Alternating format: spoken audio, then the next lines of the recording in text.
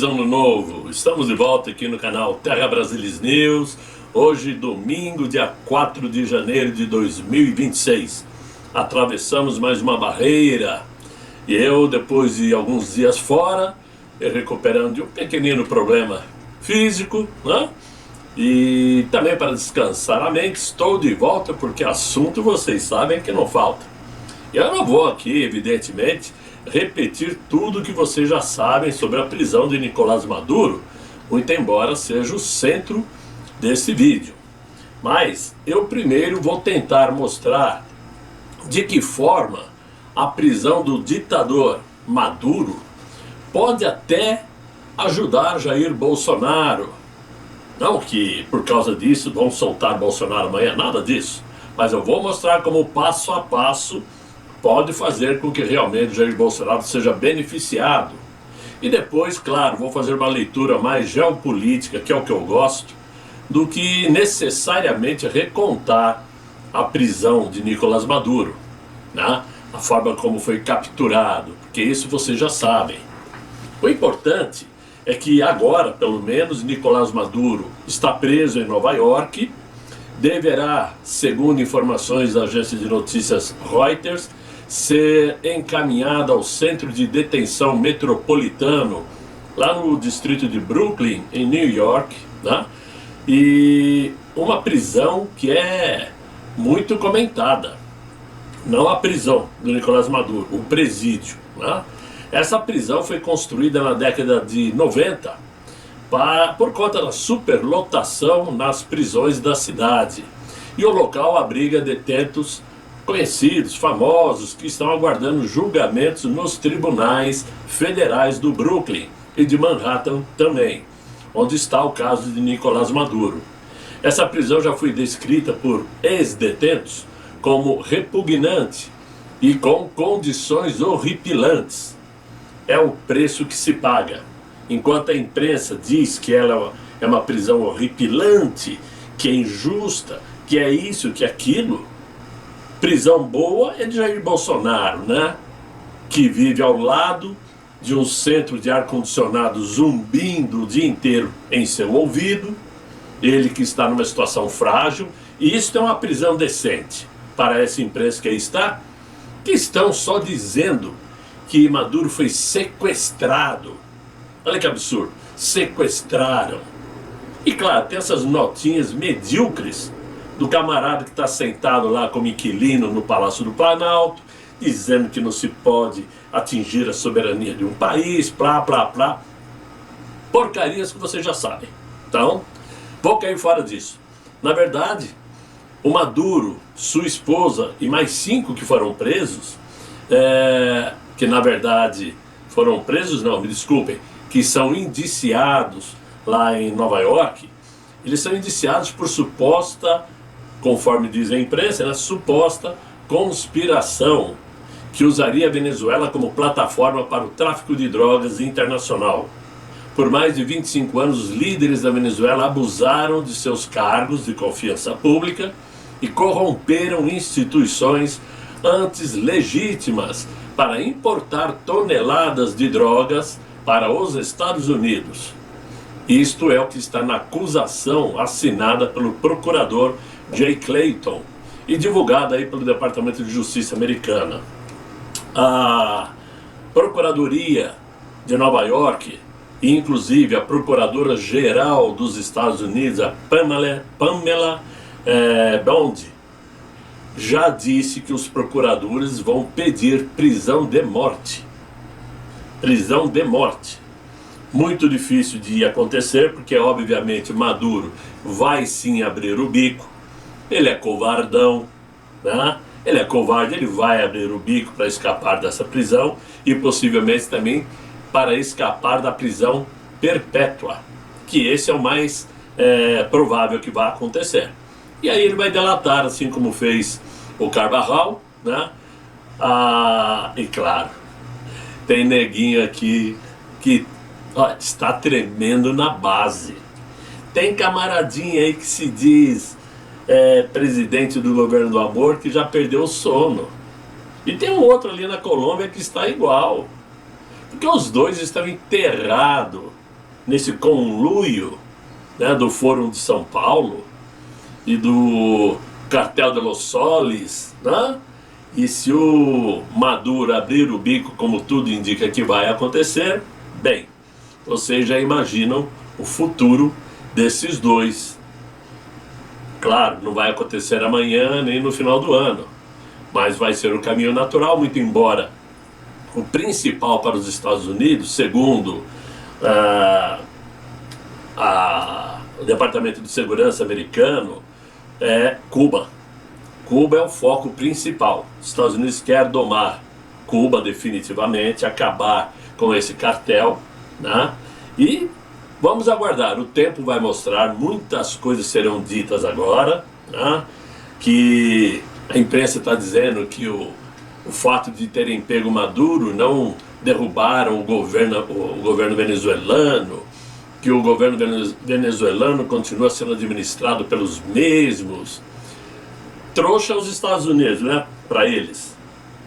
Vocês acreditam que os Estados Unidos entraria, como entraram na Venezuela, pegassem Maduro, iriam virar as costas, irem embora e deixar a turminha lá tomando conta? Claro que não. O Centro de Inteligência Militar americano está dentro da Venezuela. Trump já anunciou que vai administrar o país, vai administrar principalmente o petróleo, que é o que interessa. Nós vamos falar disso ainda. Mas, por enquanto, e parando por aqui, como a prisão de Maduro pode ajudar Jair Messias Bolsonaro? Partindo da realidade de que o nosso presidente Jair Bolsonaro está injustamente preso, a prisão de Maduro pode gerar efeitos indiretos que beneficiem Bolsonaro, não no plano jurídico imediato, mas no plano político, simbólico e internacional, que é justamente onde casos dessa natureza começam a mudar de rumo. Normalmente, sentenças jurídicas não caem por osmose, pura e simplesmente. Ah, aconteceu aquilo, derruba aqui. Não, não é assim. Ainda mais tendo como líder dessa ditadura no Brasil aquele juiz, né? Aquele ministro. Mas o mundo real funciona num ambiente de poder que cerca as instituições. Então, a prisão de Nicolás Maduro, que já foi confirmada, obviamente, tem como consequência de ação externa decisiva a reorganização do eixo moral e político da América Latina. Prender Maduro, que era o ditador da Venezuela, que dava garantias e seguranças ao governo brasileiro, desmontou aquela linha, aquela ligação do Brasil com o restante da América Latina. Foi interrompida. O tráfico já foi interrompido pelos navios militares americanos. O petróleo deixará de jorrar para a China, para o Irã, para onde quer que seja, porque os Estados Unidos vai controlar, vai enviar sim petróleo para os Estados Unidos, para repor prejuízos de petroleiras americanas que foram tomadas pela Venezuela na época de Hugo Chávez. Portanto, acabou esse fornecimento de apoio político ao Brasil. Ora, essa mudança sinaliza que o tempo de tolerância internacional com regimes autoritários, que são disfarçados aí de ilegalidades, encolheu drasticamente. Não fosse isso, não seria necessário o inquilino do Palácio do Planalto se reunir ontem em tom de emergência com seus ministros. E que reunião também que não serve para porcaria nenhuma, a não ser para combinar como nós vamos fazer agora. Para nós. Não pensando em salvar Venezuela ou coisa parecida. Ponto é que a partir daí o caso de Jair Bolsonaro passa a ser lido lá fora com outras lentes. Não como um processo doméstico isolado, mas como parte de um padrão regional em que os adversários políticos são neutralizados por meio de decisões judiciais altamente nefastas, concentradas com forte carga política e pouca tolerância ao contraditório público. Nós sabemos que foi assim com o Jair Bolsonaro. Isto não absolve o nosso presidente, mas eleva o grau de escrutínio internacional sobre o processo que o levou até a prisão. Agora vai ficar mais claro, né, como foi que levaram Jair Bolsonaro ao ponto de estar preso. O benefício para o nosso presidente passa a vir, então, da pressão política externa, com organismos internacionais, imprensa estrangeira, investidores, governos aliados dos Estados Unidos e setores diplomáticos, começando a perguntar se o devido processo legal no julgamento do presidente brasileiro foi respeitado em um ambiente institucional saudável. Temos que lembrar aqui que ninguém sabe ao certo o que foi conversado com Donald Trump para que ele derrubasse Magnitsky daquele ministro. Tudo isso ainda é sigilo, ainda está em segredo. Mas Donald Trump não costuma dar nada de graça, ou nada do qual ele não possa pegar de volta depois. Isso está mais claro do que nunca. Então, a queda de um intocável como Maduro reforça a percepção de que regimes e sistemas que abusam do poder acabam isolados e desmoralizados, como é o caso do Brasil daqui por diante. Para a base política de Bolsonaro, isto fortalece a ideia de que ele não é um caso isolado, mas parte de um confronto maior entre modelos de poder. Isto mantém o capital vivo, o capital político vivo de Jair Bolsonaro, mesmo com ele estando preso, algo historicamente irrelevante. Portanto, através de pressões internacionais, pressões econômicas e comerciais, o sistema político brasileiro pode até mudar de rumo. Não por ciência de que estavam errados, de que exageraram na dose, nada disso, mas por autopreservação, do tipo, antes que a bomba exploda por aqui, deixa eu puxar meu carro, como fez o Barroso. E isto inclui dar um passo atrás, para evitar que o Brasil vire o próximo alvo americano, por exemplo. Não será o próximo, mas o governo brasileiro sabe que está na mira, está na linha de tiro, isto é fato. Agora, a longevidade de regimes autoritários de matriz, principalmente comunista, evidentemente, não se explica por eficiência econômica e legitimidade popular ou prosperidade social, muito pelo contrário. Esses regimes comunistas se sustentam quase sempre sobre um mecanismo central, que é a cultura do medo. Medo como método de governo, como linguagem política e como ferramenta cotidiana, né? Um movimento de controle social. Venezuela, Rússia, China, Irã, cada uma, à sua maneira, transformaram o medo em um sistema estável de dominação. Um sistema que pode durar décadas, mas que é estruturalmente frágil quando confrontado com força, uma força real, força bruta, como é o caso dos Estados Unidos. O comunismo caiu de forma abrupta, como lá no leste europeu, por exemplo, porque o medo sustentado por Moscou deixou de existir. O comunismo também agoniza lentamente na América Latina, porque a força externa, que antes era apenas retórica, passou a se manifestar como ação concreta, como aconteceu ontem. Então, na base da pressão, esses ditadores da América Latina sentiram o golpe. Em ambos os cenários, o elemento decisivo é o mesmo. Quando o medo muda de lado, o regime perde o chão. No leste europeu, para quem não se lembra, o comunismo não caiu porque foi derrotado em batalha, em guerra, mas porque perdeu seu fiador, que era a União Soviética. Durante décadas, os regimes de blocos socialistas só existiam porque havia uma certeza silenciosa: se o povo reagisse, os tanques soviéticos viriam. Essa certeza manteve sociedades inteiras em silêncio. Aqui na América Latina, o processo foi diferente. O comunismo nunca se consolidou como bloco geopolítico coeso. Ele sobreviveu fragmentado, sustentado por repressão interna, isolamentos de discursos revolucionários reciclados. Países como Cuba, Venezuela, Nicarágua, por exemplo, mantiveram regimes não por sucesso, mas por inércia do medo. Aqui, o comunismo não caiu de uma vez, mas está apodrecendo. Tornou-se sinônimo de escassez, migração em massa, censura e colapso institucional.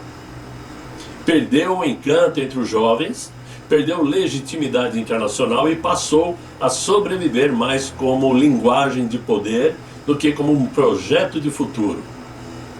E é nesse ponto que a força americana conecta os dois processos históricos. No leste europeu, bastou que os Estados Unidos e o Ocidente demonstrassem firmeza estratégica ao longo da Guerra Fria, até que o bloco soviético implodisse por dentro. Na América Latina, a mensagem demorou, né? Mas agora está sendo entregue de forma direta. Portanto, a captura de Nicolás Maduro, assim como antes aconteceu com Saddam Hussein, Osama Bin Laden, Manuel Ortega no Panamá, por exemplo, carrega aí um significado que ultrapassa o fato em si. Não existe mito autoritário que sobreviva quando a decisão americana vira ação. Esse comunismo latino-americano sempre apostou que bravata, alianças ideológicas e discursos anti-americanos seriam suficientes para afastar consequências reais. Esta aposta ruiu. O que antes parecia intocável revelou-se agora muito frágil, isolado e dependente do medo interno. Eu até vi um post na Rede X, que eu achei engraçado, que disseram que demorou muito mais para caçarem aquele foragido Lázaro, né, do que para pegarem Nicolás Maduro. Foi uma ação de 9 segundos, quando os militares desceram do helicóptero e pegaram Maduro e sua mulher. Numa ação extraordinária, digna de Hollywood. A própria Rússia confirma a tese. O comunismo morreu como ideologia, mas método autoritário está vivo. É assim que a Rússia está viva ainda. É um autoritarismo sem ideologias. Moscou hoje não lidera um projeto comunista global, lidera um modelo de poder baseado em força, controle e intimidação interna. É a prova de que o comunismo caiu, mas o autoritarismo tentou se reinventar, sem o mesmo alcance, sem o mesmo temor internacional. Esse, aliás, é o modelo que o Brasil tenta seguir. Mantém essa fachada de democracia, onde podemos sair, ir ao campo de futebol, ir à praia, ao carnaval, etc. e tal. Mas deixa o autoritarismo navegar leve, livre e solto. Nós estamos assistindo isto. Essa é a virada histórica. Regimes comunistas sobrevivem enquanto conseguem impor o medo ao seu próprio povo. Eles desmoronam quando passam a temer forças externas capazes de agir. A força americana não derruba o comunismo apenas com armas, mas com algo ainda mais devastador: a certeza de que bravata não substitui poder. E quando essa certeza se instala, como já se instalou no leste europeu e agora se impõe na América Latina, como nós estamos vendo, o fim deixa de ser ideológico e passa a ser inevitável. Esse é o caminho que estamos vendo para a América Latina. E o Trump já deixou o recado ao Pietro, Pise devagar, vai com calma, você é o próximo. Muito bom. Agora, como fica o Brasil diante esta situação? O Brasil atravessa um momento histórico delicado, pois o país ainda se apresenta ao mundo como uma democracia, como eu disse, né? Democracia constitucional, com eleições, congresso ativo e imprensa livre. Porém, na prática, a postura política adotada pelo governo federal carrega traços autoritários que lembram muito mais regimes ideológicos, claro, todos em decadência, do que uma democracia madura. É esta a contradição que começa a isolar o Brasil no cenário internacional, que mudou rapidamente. Enquanto boa parte da América Latina, com todas as suas imperfeições, vai se aproximando de modelos democráticos, mais pragmáticos e alinhados ao Ocidente, né? Especialmente ao padrão institucional e econômico dos Estados Unidos, o Brasil insiste numa retórica que flerta com o anti-americanismo, né?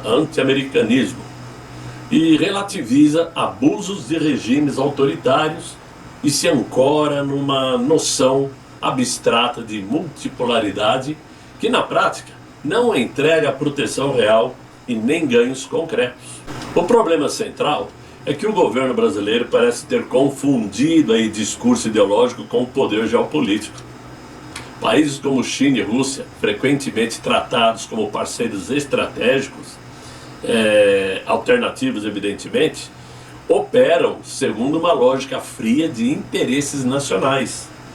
Eles usam a retórica quando convém, protestam diplomaticamente, como fizeram agora, né? Quando necessário, mas não compram guerras que não são suas. Tanto a Rússia como a China gritaram: oh, libertem o Maduro, tratem Maduro com dignidade, devolvam Maduro para a Venezuela, mas não passa disso. Eles não vão comprar uma guerra que não é deles, até porque não tem condições econômicas para isso. Quando os Estados Unidos decidem agir de forma concreta, seja por meio de sanções, operações de inteligência, pressão econômica ou demonstrações militares, tanto Pequim como Moscou preferem calcular, negociar ou se afastar. Não existe histórico recente de disposição desses países para enfrentar Washington por terceiros, muito menos por governos latino-americanos fragilizados, como no caso do Brasil. Diferentemente do leste europeu durante a Guerra Fria, o Brasil não tem um guarda-chuva militar ou econômico disposto a sustentar esse alinhamento até as últimas consequências. O Brasil está sozinho, está ficando isolado dentro da América do Sul toda, da América Latina. A história mostra que quando o custo sobe, o apoio evapora. Por isso o Brasil vai sendo visto pela comunidade internacional como um player sem importância, uma voz sem eco, como bem disse aí o William Vac, né? Outro que adora bajular o sistema e tem uma queda impressionante pela esquerda brasileira, diga-se de passagem. Mas a ironia é que o próprio sistema brasileiro impõe limites a essa aventura ideológica. A economia depende fortemente de comércio exterior, investimentos, principalmente estrangeiros, claro, e estabilidade financeira. Quando tarifas aumentam, os investimentos recuam, ou o crédito internacional se estreita, desaparece. Então, a retórica ideológica, obviamente, perde a força rapidamente. Diante de um mundo em que os Estados Unidos voltaram a demonstrar disposição de agir, em que a China e a Rússia preferem não pagar o preço do confronto direto, a pergunta deixa de ser se o Brasil pode manter essa postura ideológica fracassada e passa a ser por quanto tempo o custo político e econômico será tolerável internamente. A experiência histórica sugere que não por muito tempo. Democracias podem flertar com discursos autoritários, mas quando insistem neles, contra a realidade do poder global, acabam forçadas a recuar ou a enfrentar crises que não conseguem controlar. O risco, portanto, não é o Brasil virar comunista, no sentido clássico. O risco real do país é de se isolar politicamente, perder relevância estratégica e enfraquecer sua própria democracia, Tudo em nome de uma narrativa ideológica que nem seus supostos amigos estão dispostos a defender, quando a retórica encontra a força real. Agora, mais importante que a captura de Nicolás Maduro foi a declaração de Donald Trump que os Estados Unidos irão administrar a Venezuela. Não foi um improviso retórico. Essa foi uma frase calculada com peso estratégico, pronunciada no auge de uma crise que já redesenha o mapa de poder na América Latina. O principal mesmo é que os Estados Unidos vão administrar o petróleo venezuelano. Para quem não sabe, os Estados Unidos, que é o maior produtor de petróleo no mundo, possuem um petróleo leve e doce, muito propício para a produção de gasolina. Porém, o petróleo pesado e ácido da Venezuela é crucial para certos produtos derivados do refino, incluindo diesel, asfalto e combustíveis para fábricas e outros equipamentos pesados.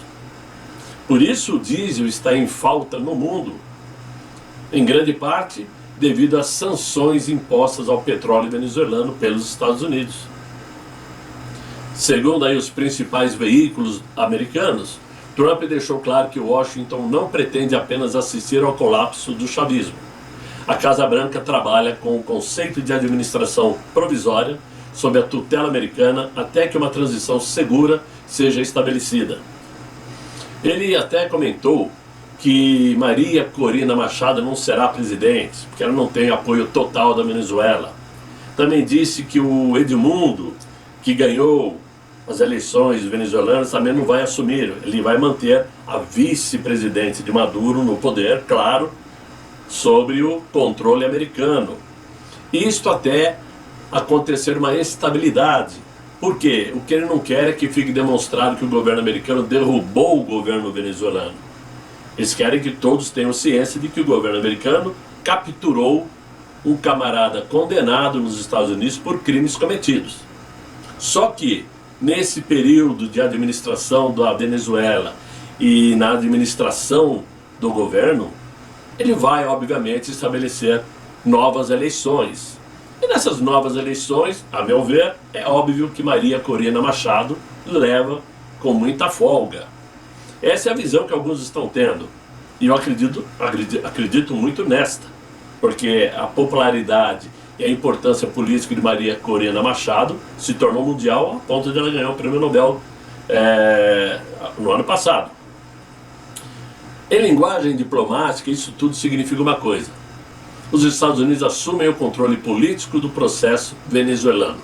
Nos bastidores de Washington, a leitura é brutalmente realista. Os Estados Unidos não estão pedindo autorização, estão impondo fatos consumados. Trump, fiel ao seu estilo, descartou intermediários, ignorou pressões multilaterais e deixou no ar que qualquer resistência será tratada como desafio direto à autoridade americana. Se os Estados Unidos dizem que vão administrar a Venezuela, a pergunta deixa de ser se podem e passa a ser quem vai impedi-los. O mundo mudou e a América Latina sentiu primeiro. E o recado que ficou é de que pode queimar, como se diz? O recado que ficou é de que o poder fala mais alto do que o discurso. Bravatas não resolvem esse tipo de situação, muito pelo contrário. Quem vai encarar os Estados Unidos? Então, meus amigos, é claro que para todos nós está sendo aí um início de ano muito alegre, muito festivo. Estamos vendo possibilidades muito concretas de mudança de regime, não só na América Latina como aqui no Brasil, porque o Brasil ficou isolado. O Brasil está isolado. Não tem mais aquele apoio que precisava ter. Como eu falei, China e Rússia não virão aqui proteger o Brasil. Não vão atravessar oceanos para vir defender o Brasil. A Venezuela agora é americana. Não importa se os Estados Unidos vai ficar 6 meses, 1 ano, 2 anos. A verdade é que quem vai comandar a Venezuela é alguém que os Estados Unidos quer que esteja lá, ou que deseje que entre para governar a Venezuela. Ele quer transformar a Venezuela em um país realmente democrático e rico, para que a população realmente se torne mais conservadora possível, porque é um povo muito sofrido. Então, o governo brasileiro está isolado. A América Latina está se transformando por completo. Não está sobrando ninguém para defender o governo brasileiro. Eu ia falar o nome do cara, mas... aí só temos boas expectativas, obviamente. E é isso que nós temos que nos apegar. O que eu sei é que o próximo pleito eleitoral no Brasil, em outubro, já começa a ficar redesenhado. Se havia expectativa de que o atual mandatário fosse chegar forte em outubro, esqueçam, porque a prisão de Nicolás Maduro, associada aos diversos escândalos que explodiram nesses últimos 6 meses para cá, golpe no INSS, né? Banco Master, contratos da mulher daquele ministro, associado à prisão do Maduro, amigo pessoal do mandatário brasileiro, isto tudo vai pesar muito no pleito eleitoral. Não tem como descartar esse assunto numa disputa política daqui por diante. E claro, quem vai levar vantagem com isso é Flávio Bolsonaro, que vai saber usar muito bem todos esses acontecimentos para fortalecer sua eleição. E sempre com a chancela do pai, o mito Jair Messias Bolsonaro. Então, meus amigos, era isso que eu tinha para vocês nesse vídeo. Eu espero que vocês tenham gostado. Evidentemente, eu fiz aqui uma leitura mais geopolítica, como eu falei. É uma opinião, não é oficial, não é carimbado, não é chancelado por ninguém, mas é uma visão que eu acho que tem tudo a ver com o que está acontecendo. E eu espero que vocês tenham gostado, sinceramente. Se gostaram, deixa aí os likes, se inscrevam no canal, como estão dizendo agora, hype o vídeo, né? Clique aí embaixo do vídeo, para que esse vídeo realmente comece a correr com mais velocidade dentro do YouTube, né? Vamos tentar manter o canal vivo contra tudo e contra todos. Eu, por enquanto, vou desejando a vocês um excelente final de domingo, muito bom descanso, e até amanhã, se Deus quiser e Ele há de querer. Fiquem todos muito bem, fiquem com Deus. Tchau, tchau. Terra Brasilis News.